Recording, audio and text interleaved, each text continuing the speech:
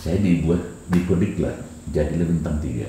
Bukan lautan hanya kolam susu. Tapi kalau boleh tahu lah Pak Tua, mungkin kan Pak Tua pasti pernah mengalami titik terendah hidup gitu ya, atau dibilang tumben datang gitu. Belum apa, tumben kau datang, kemana kau?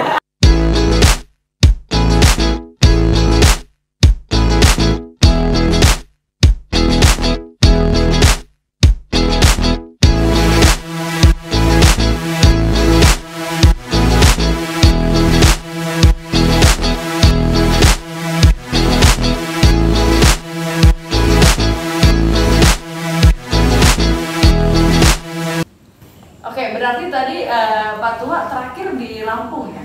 Enggak, waktu pada di Lampung ada beberapa pengalaman yang saya dapat bagus, dan itu juga bagian dari upaya begitu saya hampir selesai jadi masa dinas saya setelah 2 tahun, saya tiba-tiba dimasukkan sekolah di Lemhanas.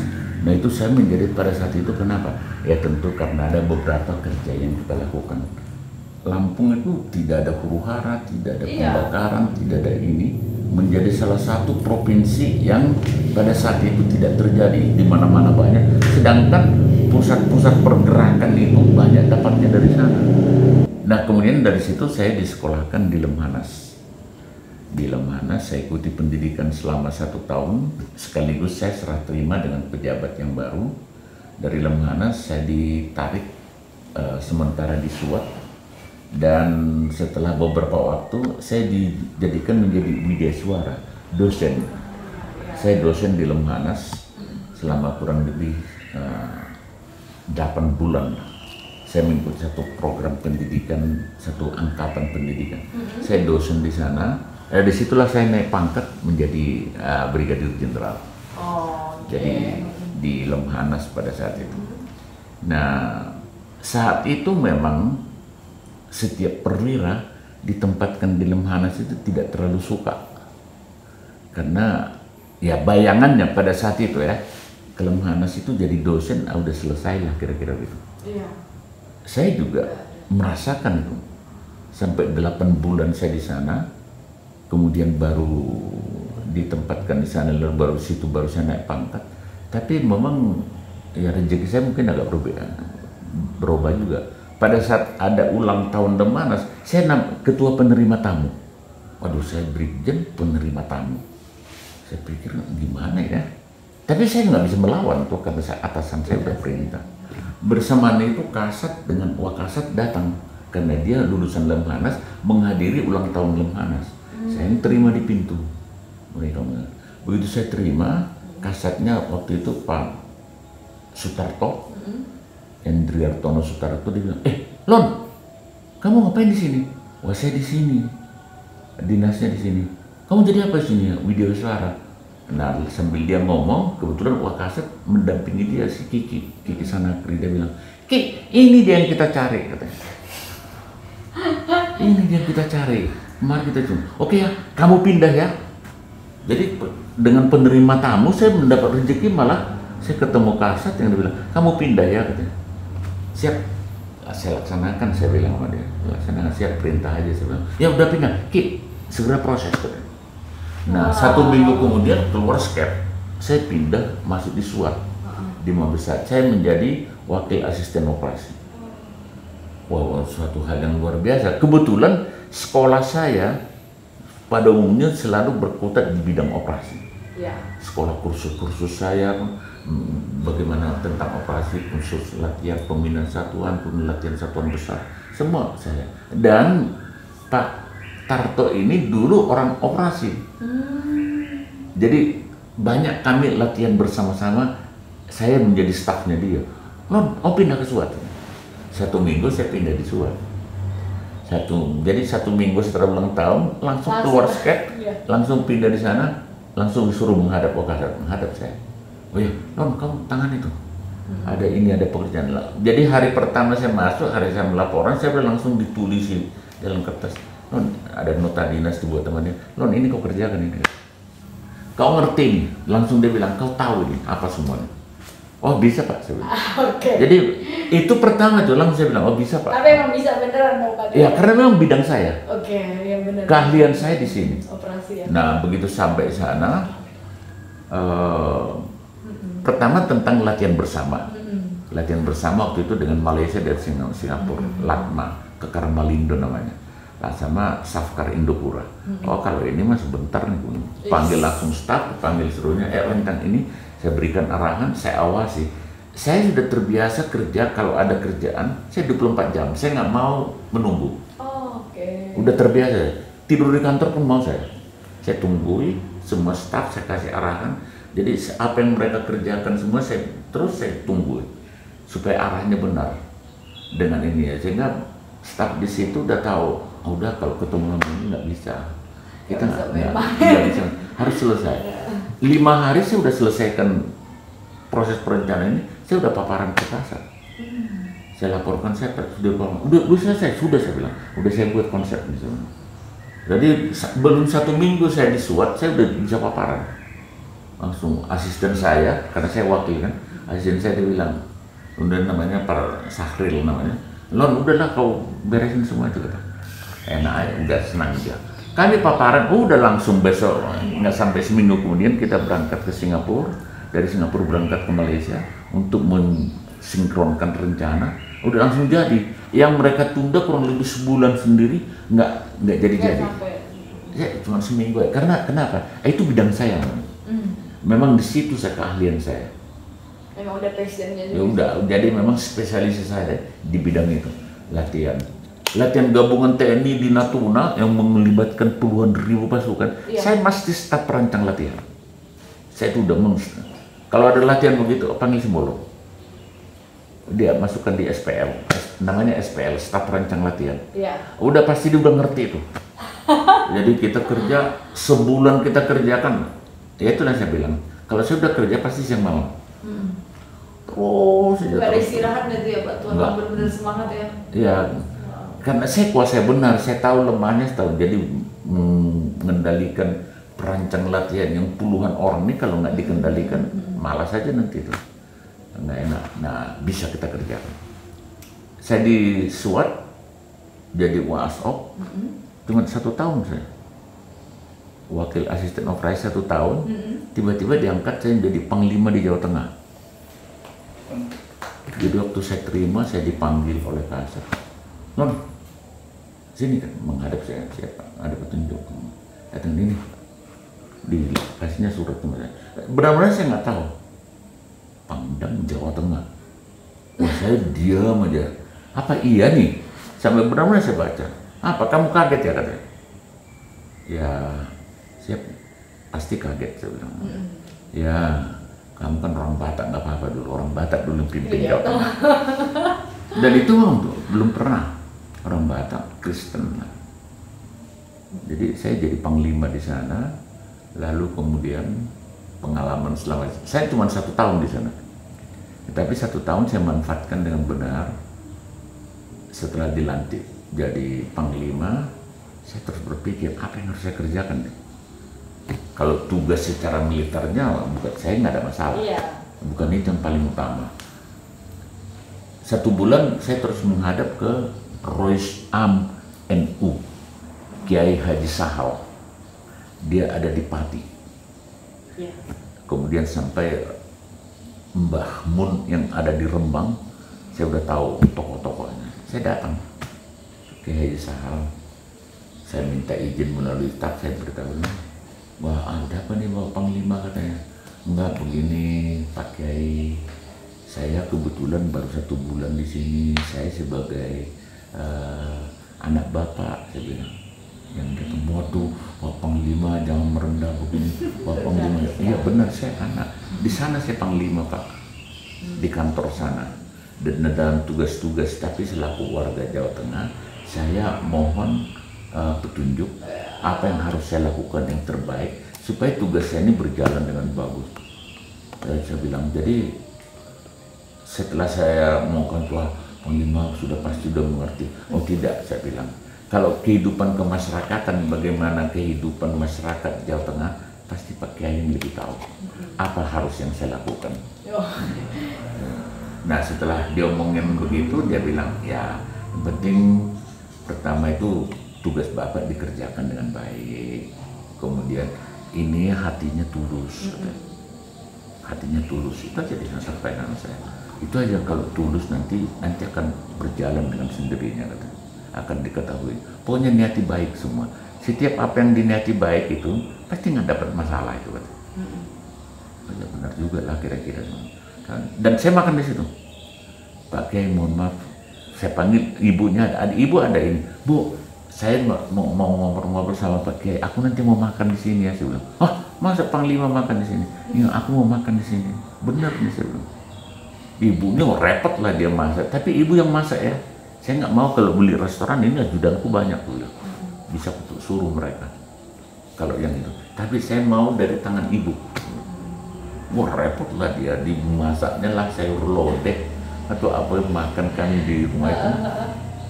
Memang saya berusaha untuk membuat saya dianggap bagian dari keluarganya. Ya. Kalau enggak, saya ngadain masalah di Jawa nanti kan. Dia Royce Am NU. Iya. Kalau dia udah ngomong seluruhnya diam nanti. Makan saya di situ gitu. Lalu saya pergi lagi ke Rembang, Mbah Mun, yang sebelum Mbah Mun itu saya datang. Pergi lagi ke Jogja dengan cara berbicara diplomasi ya sama seperti tadi. Saya sebagai anak datang, berikan saya nasihat. Ke Sultan Jogja buat saya datangi, saya sampaikan. Saya ke Keraton Solo juga saya datangi, sampaikan. Sebulan kemudian saya pergi lagi ke Pati, ke Kiai Sahal. Tapi tidak tujuan saya ke situ. Saya tiba-tiba belok ke rumah. Saya udah tahu sekitar jam-jam 11. Memang saya sengaja jam 11. Oh, jam-jam makan sebelum makan siang gitu. Saya udah datang jam 11 gitu. Sampai di sana, saya ketemu, ibu mana? Saya bilang. Oh, ibu ada di rumah gitu. Bapak kemana? Pergi, nggak apa-apa. Biar aja pergi bapaknya. Bu, apa kabar Bu? Begini, aduh, gimana ini? Tuh, aku mau makan, lapar. Benar, saya bilang, lapar, saya bilang. Lapar. Waduh, ini gimana mendadak begini? Saya langsung pergi ke dapur, tak bukanya. Ya ini aja, saya bilang. Langsung ku ambil aja di situ langsung. Saya tahu udah masak pada jam. Saya udah melalui orang, saya cek. Biasanya mereka jam berapa makan. Saya udah tahu ada makanan pasti ada. Saya datang, tabik taruh di meja. Bu, aku makannya. Ibu, kalau mau sama-sama, ayo. Tapi aku sebenarnya mau pergi. Cuman lapar aku di jalan tadi. Tapi buat seorang ibu, tiba-tiba digitukan kan semakin. Habis itu pergi saya. Pergi saya ke Kudus, ke Jepara, terus ada tugas sama saya, sorenya pulang dari saya. Nah itu setelah itu nggak sampai 2 minggu saya dikirimi pisang. Itu pendekatan cara Jawa sekali sih sebenarnya Pak. Dikirim pisang, dikirim ada makanan namanya garang asem. Garang asem itu enak banget, asem. Dari sana tuh, dari Pati terkenal, dikirim gitu. Ya aku makan aja enak-enak. Oh udah habis itu nggak ada di Jawa Tengah, nggak ada yang berani komentar sama saya. Siapa? Nggak ada yang komentar. Udah berani saya ngomong agak keras. Masalah stabilitas keamanan saya minta perhatian tokoh agama, tolong dibantu semua. Permasalahan di bawah itu tidak selamanya seperti yang kita bayangkan. Masyarakat yang dihadapinya bermacam-macam. Tipe masyarakat macam-macam, tapi tidak perlu harus ditanggapi dengan juga terlalu apalah saya bilang. Nah sekali-sekali istri saya bawa, nah, kalau kau nanti ke sana dekatin aja ibu, pokoknya bikin aja kayak seorang ibu kandung. Ya, benar. Pendekatannya gitu. Oh, udah enak seluruhnya. 1 tahun saya di sana, saya ditarik ke Jakarta. Dari Jakarta jadi asisten operasi. Asisten operasi, saya 20 bulan asisten operasi, dan pada saat asisten operasi agak berkesan. Kenapa? Pada saat itulah mulai darurat militer di Aceh. Ya. Diumumkan darurat militer di Aceh. Di tahun berapa tuh ya Pak? Tahun 2003. Darurat militer di Aceh. Akhirnya saya setiap bulan ke Aceh. Setiap bulan saya ke Aceh.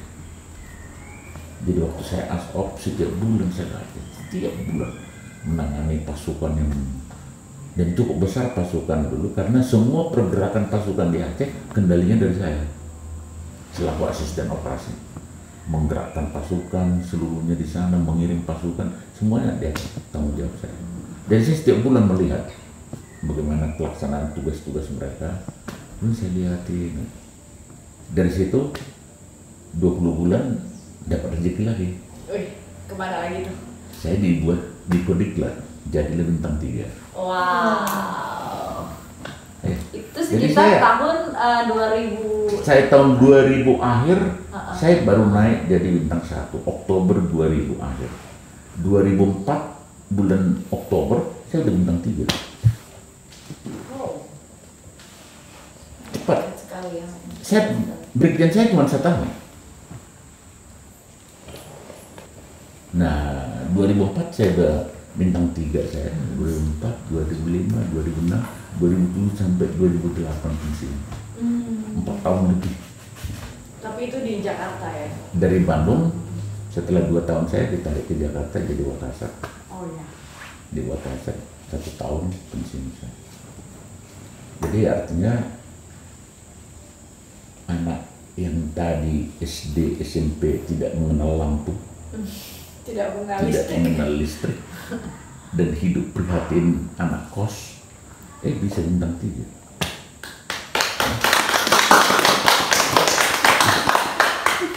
Prinsip saya bilang, saya harus pertama harus jadi orang yang dipercaya. Tidak ada yang menyuruh saya atau meminta sesuatu saya pernah saya kecewakan, enggak. Kalau bisa saya bilang bisa, kalau enggak saya bilang enggak.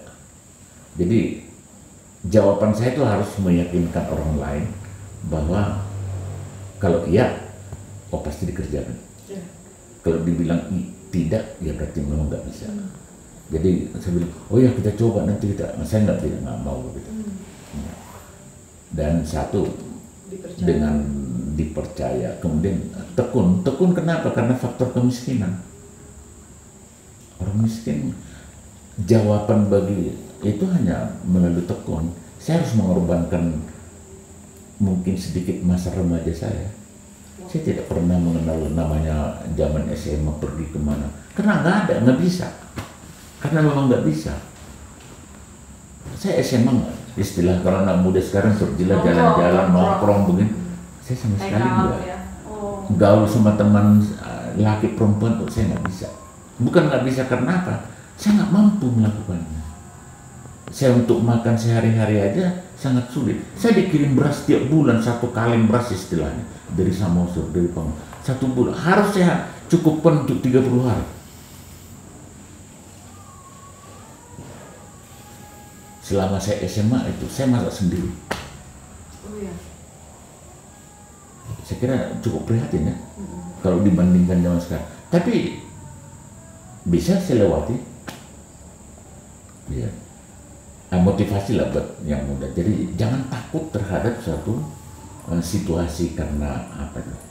Pasti ada jalan keluar. Iya. Sekarang jangan mudah menyerah. Benar. Jangan mudah menyerah. Baru dihadapkan tantangan begini kok sulit gitu. Saya bilang tadi tuh, jangan ada kata gagal ini. Enggak. Kalau perlu saya korbankan waktu saya. Saya bilang saja di Taruna pun saya tidak jalan-jalan, tidak ini.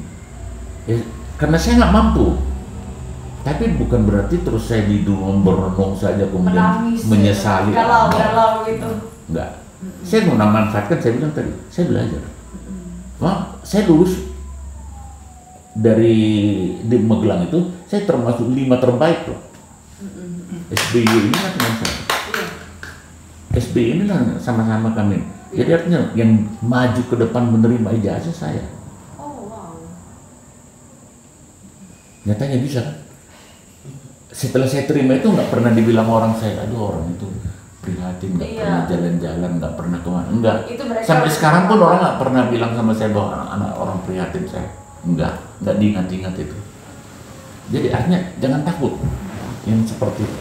Kan sekarang banyak naposo ya gimana lah dari keluarga kurang mampu, ya mereka kan orang tua yang berhasil jadi gampang untuk sukses gitu kan. Saya bikin gitu ya, sedikit ilustrasi ya. Boleh. Ilustrasi sedikit. Tahun 1955 ada seorang pemuda dari Kenya. orang Kenya, orang Afrika hitam kan, dapat beasiswa sekolah ke Amerika melalui UNESCO. Tahun 55, 4 tahun dia, kemudian si Paul ini lulus di sekolah di Amerika, lalu kemudian kerja di UNESCO, di kantor UNESCO di Amerika. Tahun 59 mulai di situ.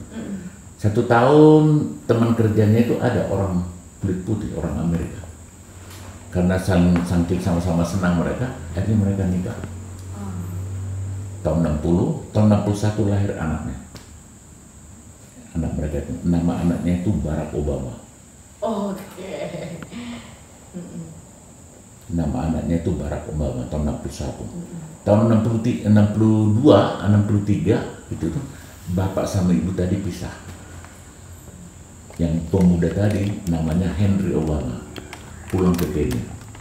Tinggallah anaknya Barack Obama di sana dengan ibunya. Ibunya tadi kemudian nikah dengan orang Indonesia namanya Suntoro.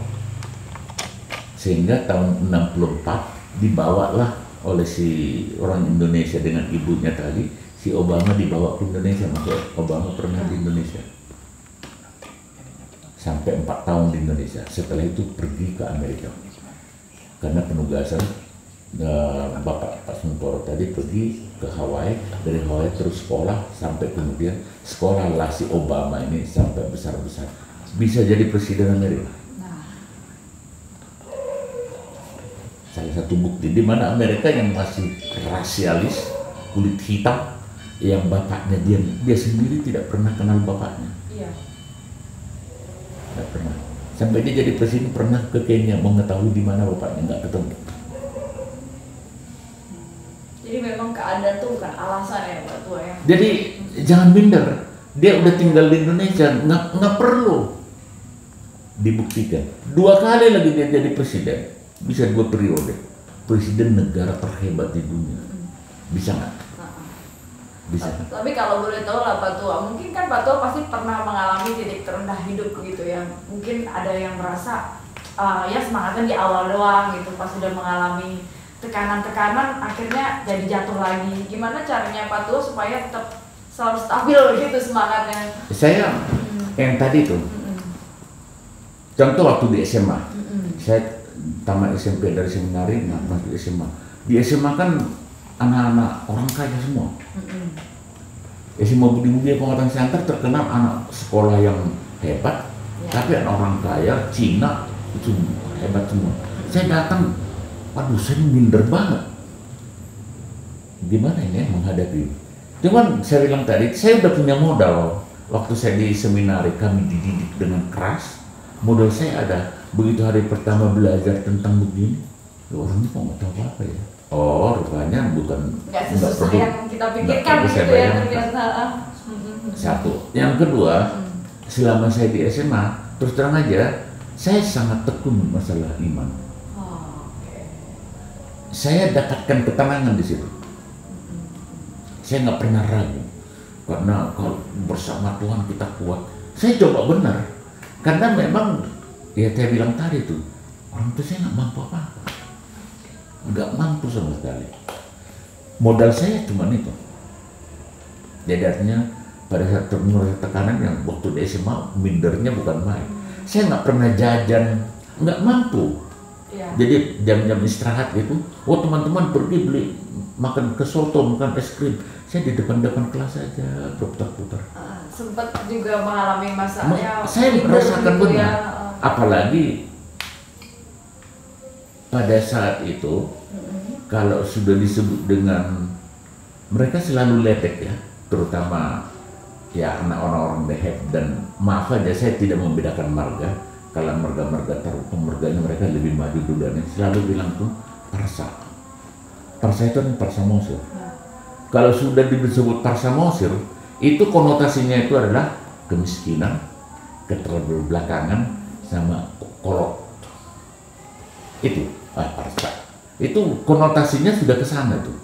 Karena kita baju kita pun memang beda. Baju karung-karung yang nggak jelas ya. Cuma sepatu kita pun sepatu yang harus dikapur, tebalnya nggak ketulungan, yang dia bagus-bagus. Memang jalan di sekolah itu beda banget kita dengan mereka. Iya.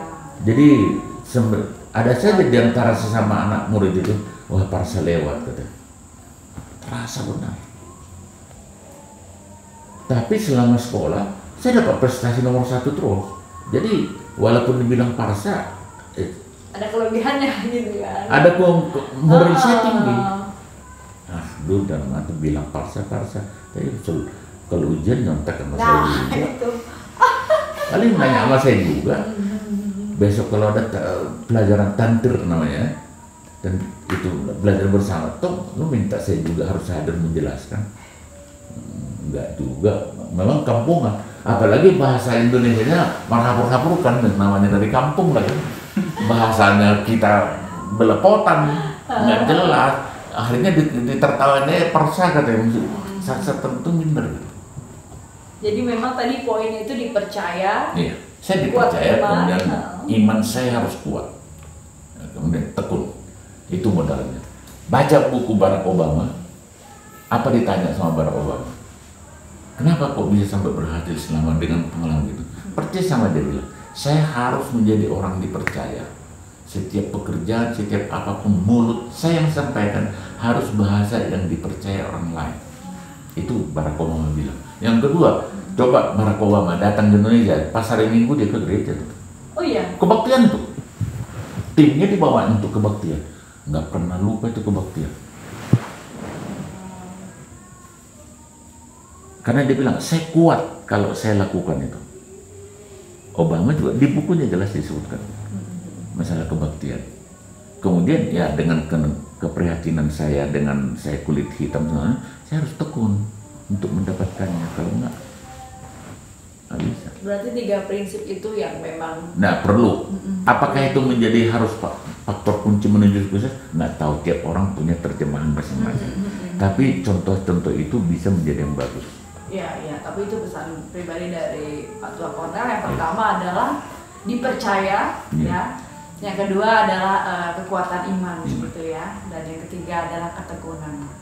Ya, jadi sekali seminggu kita manfaatkan ke gereja, kan lumayan nih 2 jam kita dapat ketenangan ya. Benar. Paling tidak pikiran kita itu hari Minggu seperti ini 2 jam kita dengarkan gitu. Kalau kita dengarkan khotbah, kita harus bawa oleh-oleh pulang.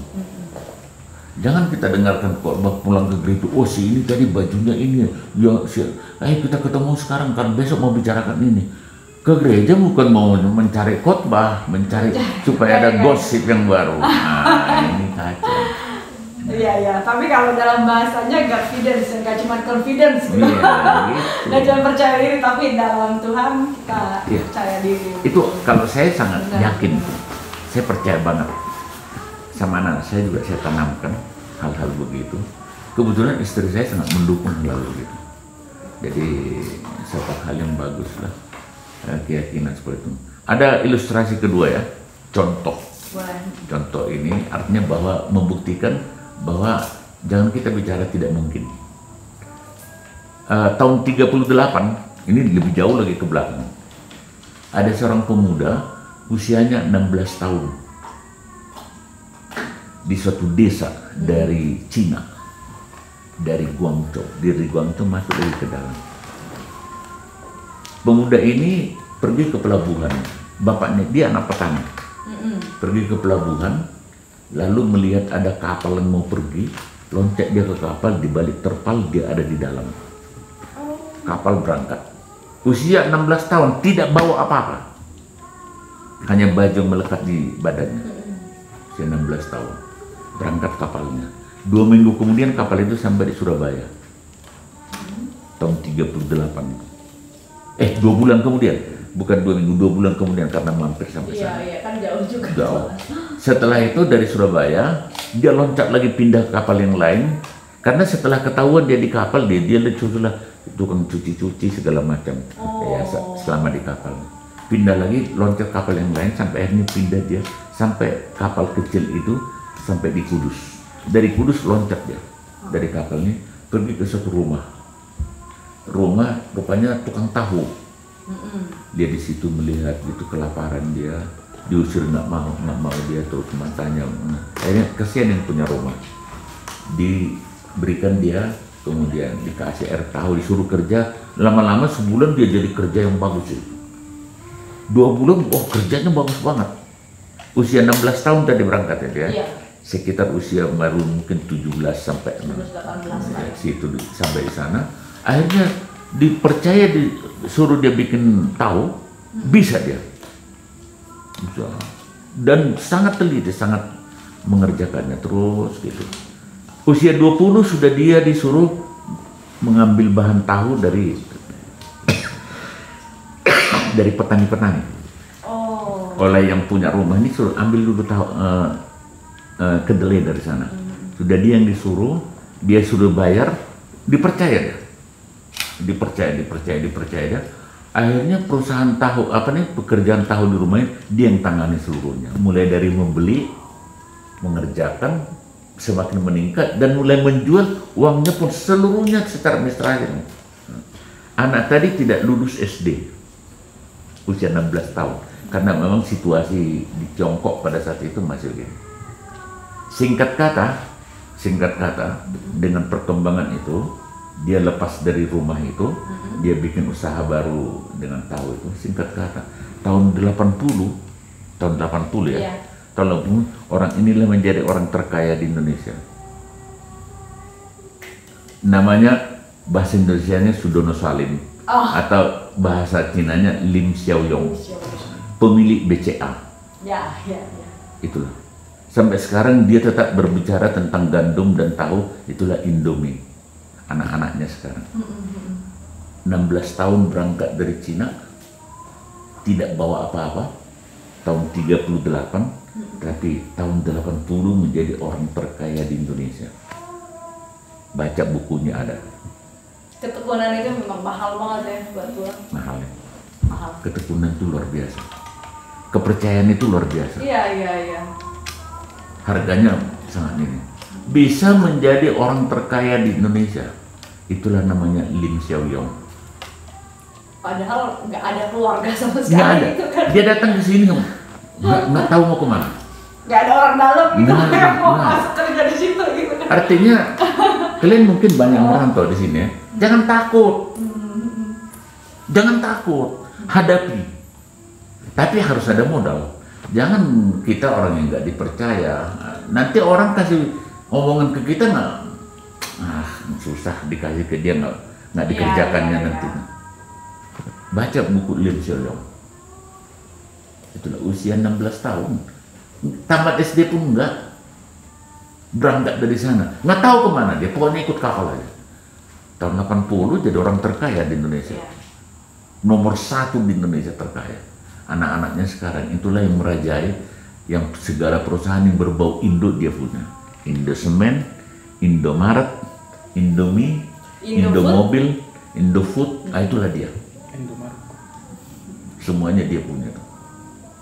Itu anak-anaknya sekarang yang nonton. Kalau untuk Naposo ya mungkin gue udah rajin tapi tetap sial gitu. Enggak. Jangan boleh. Jangan langsung dikit-dikit. Belajarlah yang bagus mendapatkan itu. Ya, sekarang udah ada bisa panduan buku kecil-kecil. 35, 45, 55-nya buku kecil-kecil harganya. Berarti ke Gramedia tuh. 55, 65, 75 itu harga satu buku. Saya udah buktikan sampai sekarang. Nggak ada itu, jarang itu buku di atas 100.000. 65, 75. Murah kan? Iya. Tapi begitu kita baca, kita dapat harta yang luar biasa di dalam. Bacalah. Jadi pengen beli buku nih abis ini. Bacalah. Oke, ya itu tadi sedikit sharing Pak Tua waktu muda ya. Mungkin banyak kita yang mendapatkan cerita yang luar biasa, yang terinspirasi. Nah, kalau dari Pak Tua sendiri, pandangan Pak Tua terhadap Raposo zaman sekarang, gimana tuh? Saya melihatnya begini, dipengaruhi oleh perkembangan zaman, dipengaruhi oleh satu keadaan dan teknologi yang cepat. Loncatannya cepat, sedangkan masyarakatnya tidak siap meloncat dengan cepat. Ya. Kenapa faktor yang menyebabkan itu? Pertama, kita harus mengakui bahwa masyarakat Indonesia dalam tanda kutip ya, kita bagian dari masyarakat itu, kita bukan pekerja keras.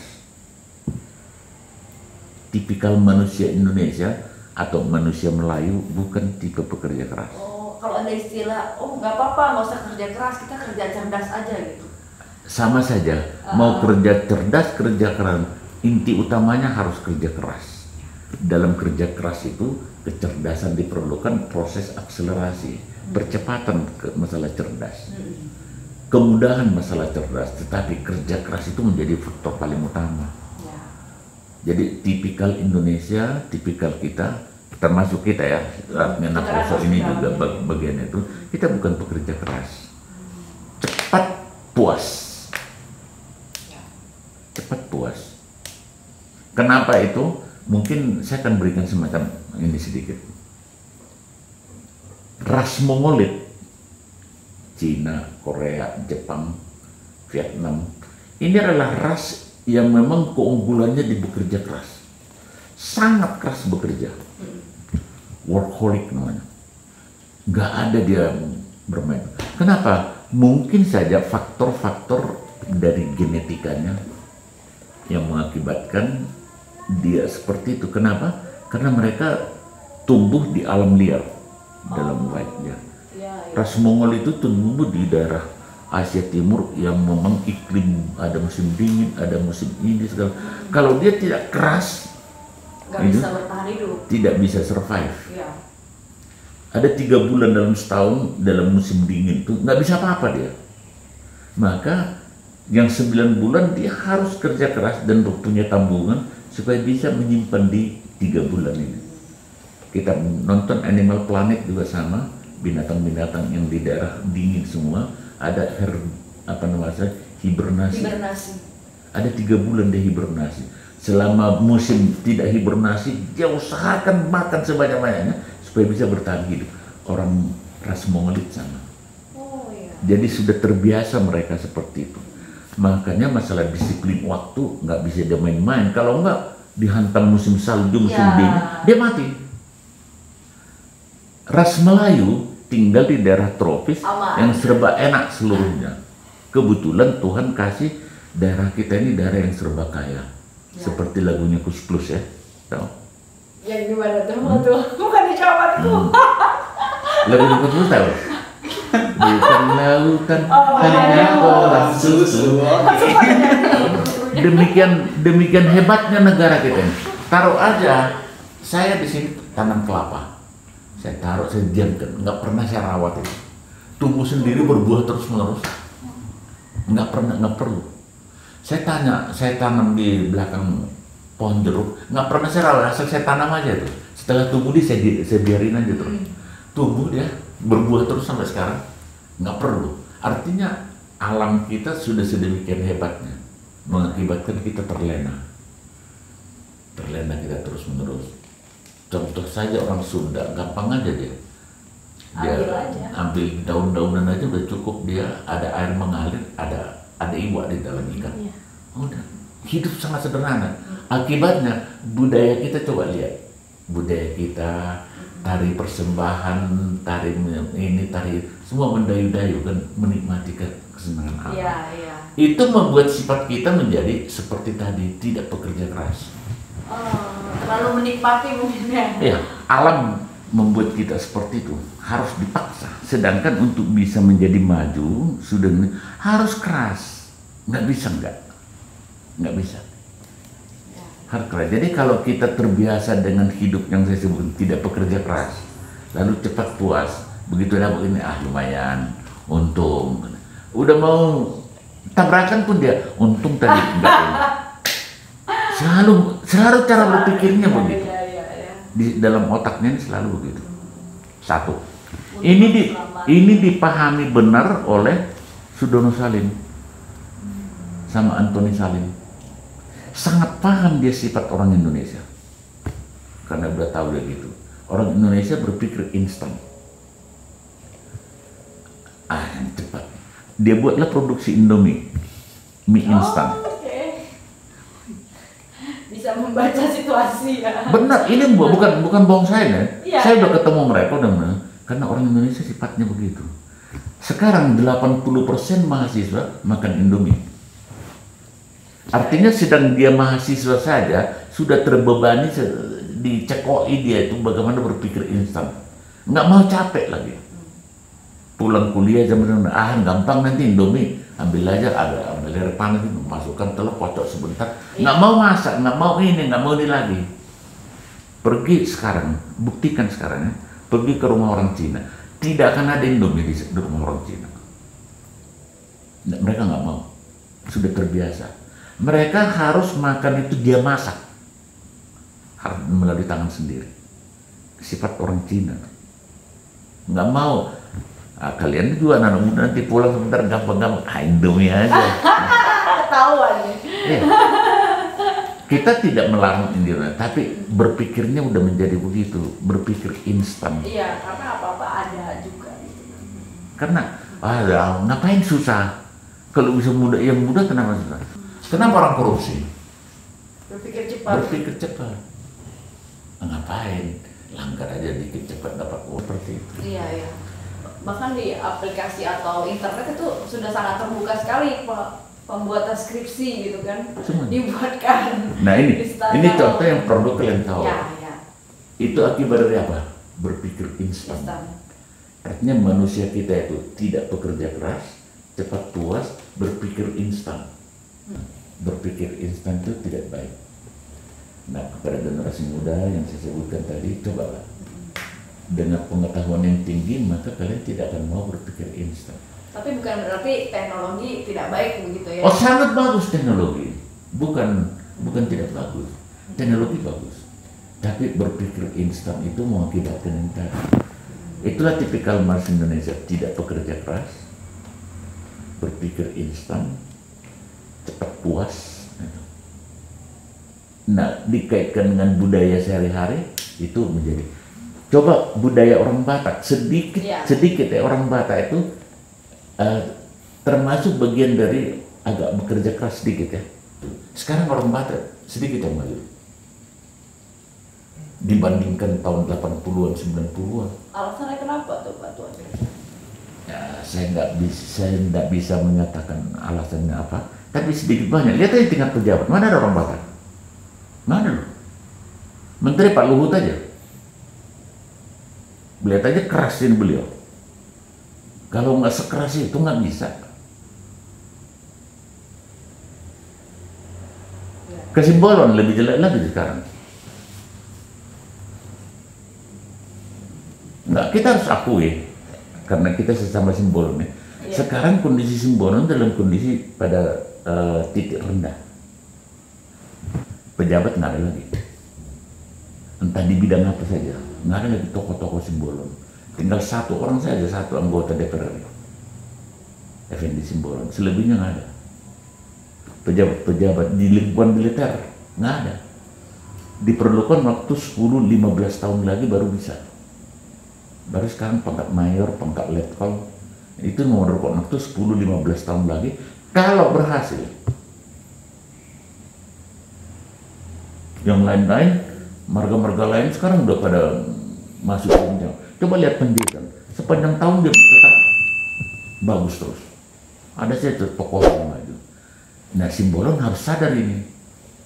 Kalian lah yang saya bilang tadi, generasi milenial sekarang menyadari bahwa diperlukan jenjang yang lama lagi. Nah, kalian lah yang diharapkan, berarti kalian perlukan 15-20 tahun lagi kan, kalian baru bisa berhasil. Tahun X sampai tahun 2005-2006 masih ada Simbolon yang kira-kira, ya maaf aja pada saat itu kami masih ada di kalangan pemerintahan, di kalangan lain masih ada lah. Kemudian hakim, jaksa, kemudian ini masih ada. Sekarang cari aja nggak ada lagi. Siapa Simbolon yang ada sekarang? Oke. Pak Tua, di luar konteks itu ya, ini ada pertanyaan dari sahabat Marnonang nih. Katanya karena banyak perbedaan yang terjadi di masa muda Pak Tua mungkin dengan masa muda kami sekarang, dari teknologi, masuknya gaya hidup barat dan juga kemajuan teknologi, Pak Tua setuju gak sih karena efek semua yang tadi disebut, kecintaan Naposo mulai berkurang terhadap budaya Batak kita atau negeri kita gitu, dengan adanya teknologi, gaya hidup? Iya, kalau itu jelas berpengaruh. Jadi dengan teknologi yang sedemikian semakin instan lah, mungkin cepat ya, tidak sejajar lagi dengan budaya kita tuh, sehingga sedikit kurang terhadap budaya. Iya. Saya melihatnya begini. Saya bilang saya pernah ke Jepang, saya melihat itu. Jepang teknologinya sedemikian tinggi, menguasai dunia loh. Tapi budayanya tidak pernah lupa dia. Kita harusnya bisa begitu ya. Apa sih sebenarnya inti dari budaya Batak? Inti dari Handatodo itu apa? Sembah berhula-hula, elek marguru, manat berdungu. Apa sih sebenarnya, nilai apa sih yang ada di dalamnya tuh? Saling menghormati satu sama lain. Iya. Itu saja sebenarnya diminta. Saling menghormati, saling menghargai. Itu aja pegang. Ya. Dengan teknologi maju boleh kok. Kenapa nggak bisa? Kan malah jadi dekat gitu ya, Iya. yang jauh. Harus saling menghormati, harus saling menghargai. Cara penghormatan saya kepada tulang saya begini. Cara penghormatan saya kepada Bu, inti utamanya cuma itu, saling menghormati, saling menghargai. Hanya ini kok diminta. Nggak ada di permintaan lain dari situ. Kenapa kita nggak bisa saling menghormati? Ada kok buku bisa, cara menghormati ada kok. Iya, iya. Cara menghargai ada kok. Jepang, hormat kepada orang tua itu luar biasa. Nggak ada tuh. Nggak ada itu dia lupakan. Semangat Bushido luar biasa Jepang. Ketemu orang yang belum dikenal aja, nundukin kepalanya Benar. Ke kita saja kalau Iya. Hai, nggak kenal dia kita siapa. Hormatnya luar biasa. Kita nggak, nah, siapa itu? Dilirik pun enggak ya? Kok lain, apalagi agak beda dikit pakainya, sombong. Belum apa-apa kita udah judge orang. Yang benar. Nah itu inti utama dari adat Batak, harusnya hanya saling menghormati, saling menghargai. Apakah dengan demikian kita harus terikat terus-menerus dengan cara begitu? Kalau begitu nanti harus pesta. Bikin pesta pun 10 jam. Iya. Pembuangan waktu. Covid sekarang sudah membuat kita lebih sederhana. Harusnya dipikir dong. Orang Batak itu sombong. Kalau udah mau bikin pesta, yang tidak dikenal pun diundangnya. Wah, kita pesta simbolo berapa? Kalau itu sohetuan berapa? 300 ya. Main sebut aja tuh. Sombong banget.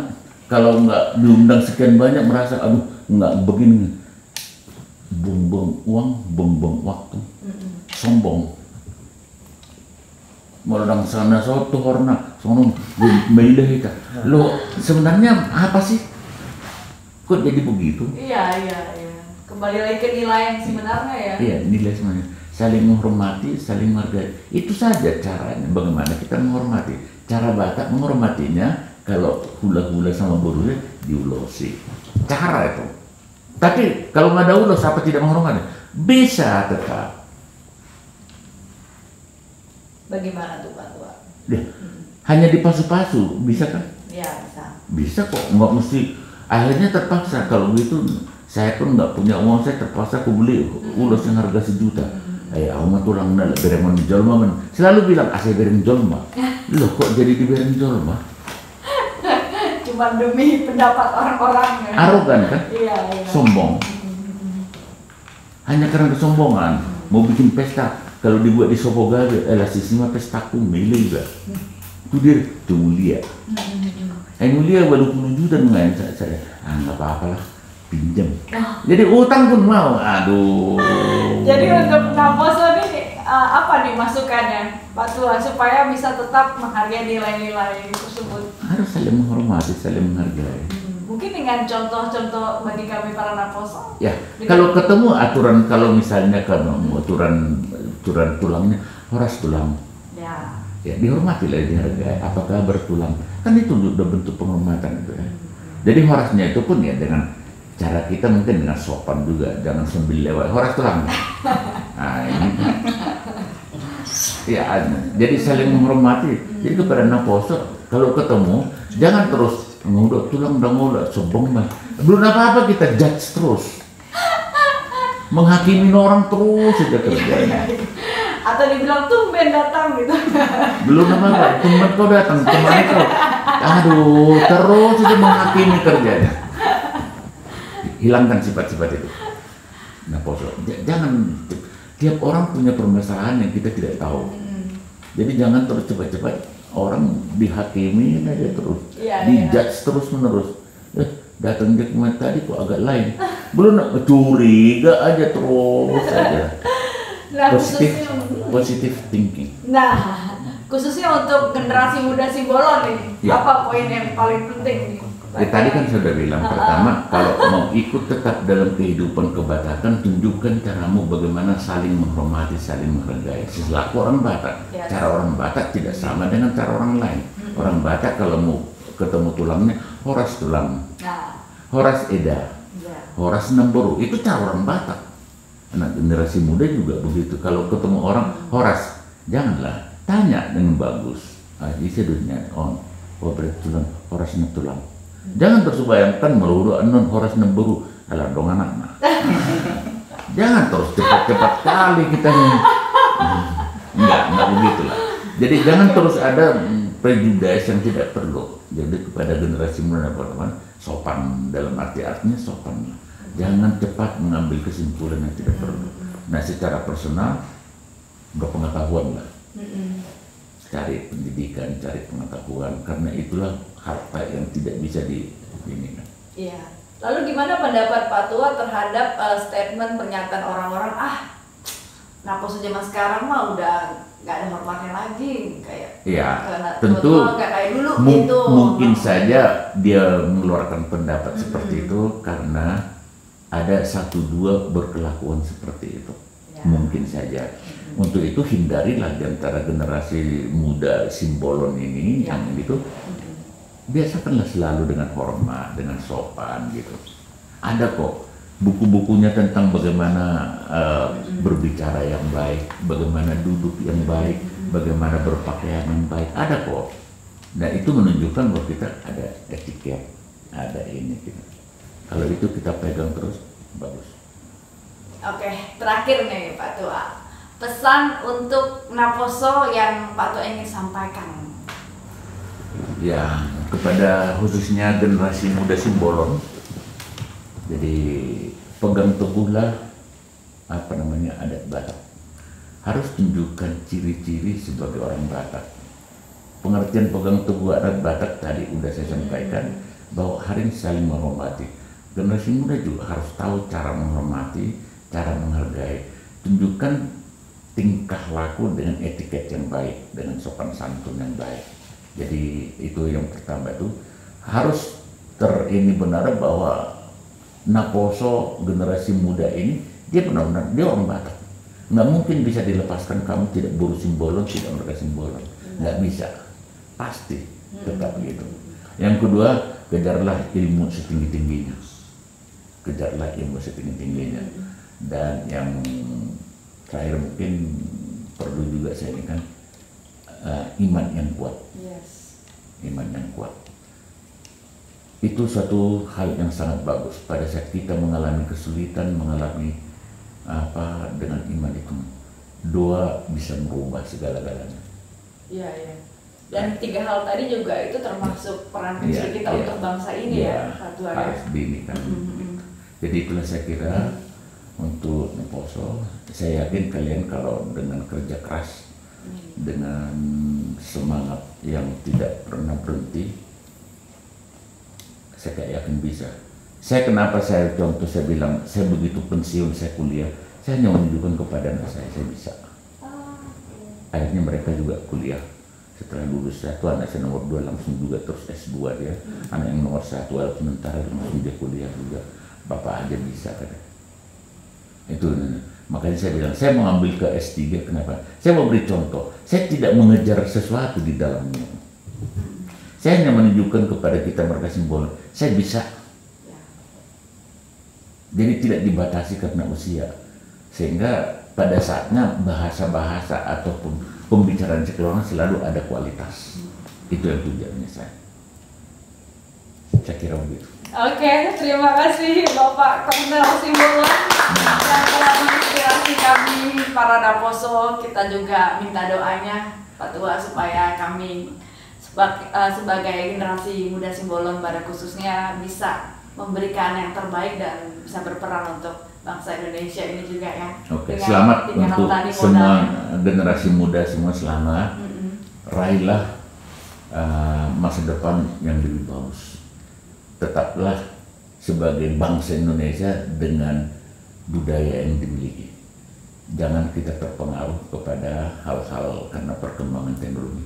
Bukti-bukti sudah ada. Lihat Korea, lihat Jepang, lihat Vietnam yang sudah terbukti benar dengan teknologi sedemikian menguasai dunia. Dua negara ini menguasai seluruh negara lain, bisa dikalahkan sama dia. Benar. Tapi tetap dia dengan budayanya. Ya. Jadilah orang Batak juga dengan budayanya. Semangat Bapak. Kita juga doakan supaya Bapak Tua dan juga keluarga di sini semua sehat selalu ya. Oke, terima kasih. Sukses dan bahagia selalu Pak Tua. Terima kasih. Dan sekian episode kedua dari Marnonang kita pada hari ini. Sampai bertemu lagi. Dadah.